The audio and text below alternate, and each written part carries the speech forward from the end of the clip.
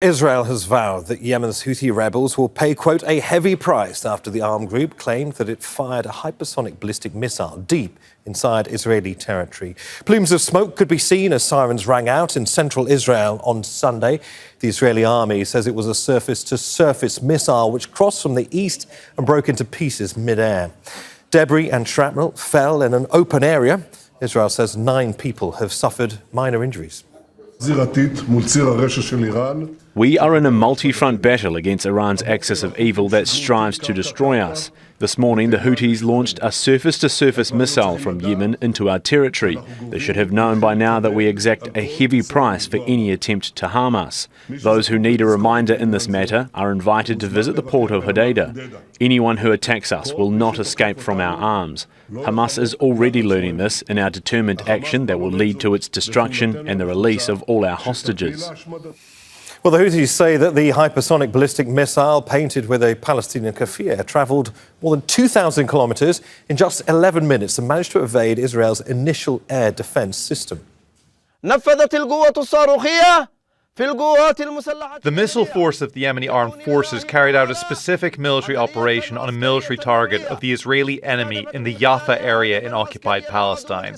The operation was carried out with a new hypersonic ballistic missile that managed to reach its target, and the enemy's defence systems failed to intercept and confront it.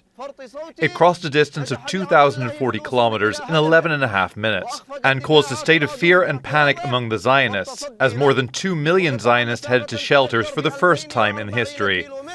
Hamdah Salhut joins us live from the Jordanian capital Amman because the Israeli government's banned Al Jazeera from reporting inside Israel. Hamdah, tell us, though, what the Israelis are saying about this missile attack.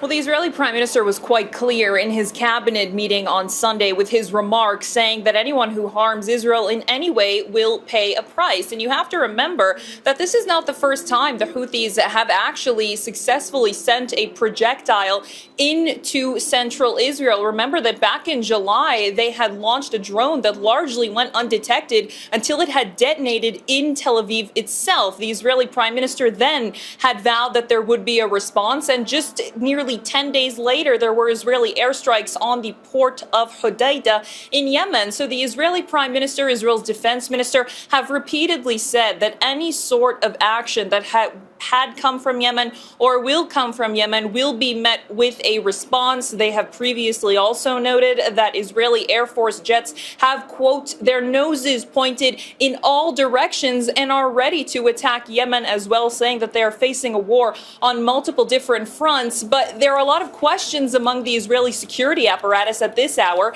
as to how this missile largely went undetected for the span that it had been launched from, for that nearly 2,040 kilometers, and also why the Israeli defense systems were not able to shoot it down properly. The army says they are looking into this, and they have now launched an investigation saying that they had attempted to shoot it down with the David Sling and the Arrow. These are the longer range missile defense systems in Israel, and they're looking as to why it wasn't shot down but rather disintegrated, the army says, in the air. Yeah, a lot of unknowables at the moment, Hamdah. Many thanks for all of that information. Hamdah Salhut in the Jordanian capital, Amman. Let's look into this in more detail with Omar Ashour, who's a professor of security and military studies at the Doha Institute for Graduate Studies. He joins us from London to look into this a little further. Omar, welcome to Al Jazeera. So look, this is what we know. According to the Houthis, the weapon travelled 2,040 kilometres in 11.5 minutes. It didn't explode on impact, says the Israelis, but disintegrated mid-air. But it did, as we just heard from Hamdah Salhut in Amman, it did penetrate Israeli airspace and its long-range and short-range defence systems. Triangulating all that information, what do you think this weapon is? Well, it's there's still a bit of fog of war, but if I'm betting, that would be a ballistic missile, probably. If they use the Arrow, the Arrow depends, Arrow 2 or Arrow 3. Arrow 3, they did it before and intercepted a Houthi ballistic missile last November, exo-atmospherically, so in the space.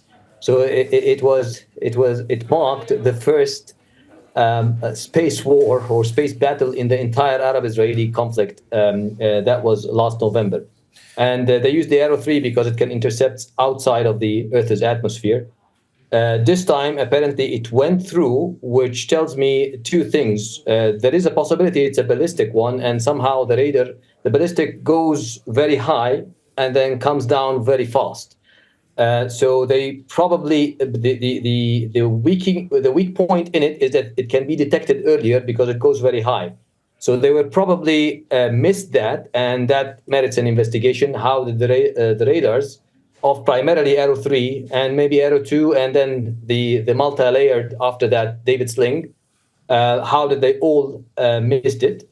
The other bit, which is less likely but also possible, it's a cruise missile. The cruise missiles goes low and it skims the surface of the earth and the sea, and it can be detected but very late by the radars. And if that happened, if they used based on that bit of information, the speed, almost a hypersonic cruise missile, that would be really bad news for Israel because it's long range, it's very fast, and it gets detected very late.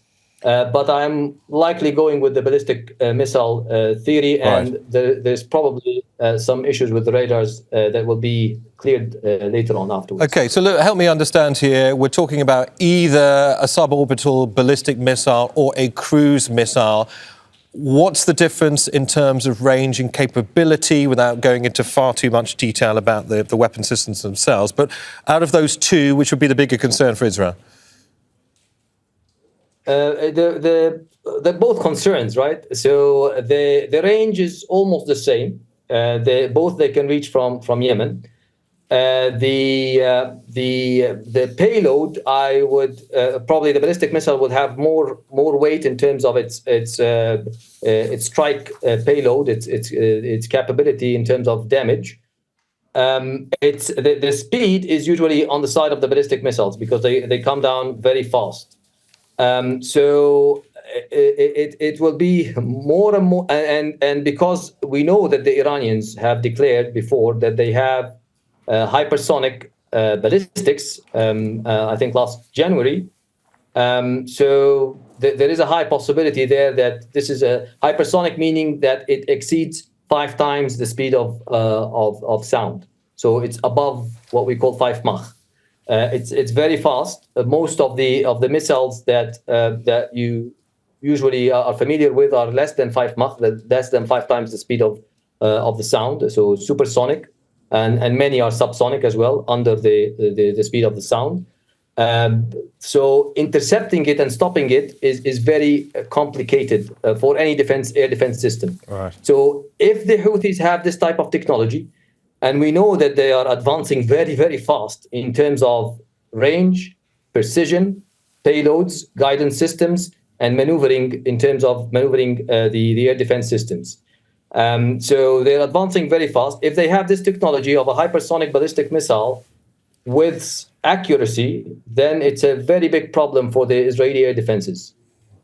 Omar Ashour, Professor of Security and Military Studies at the Doha Institute for Graduate Studies. Many thanks for joining us from London there. Thank you. Make sure to subscribe to our channel to get the latest news from Al Jazeera.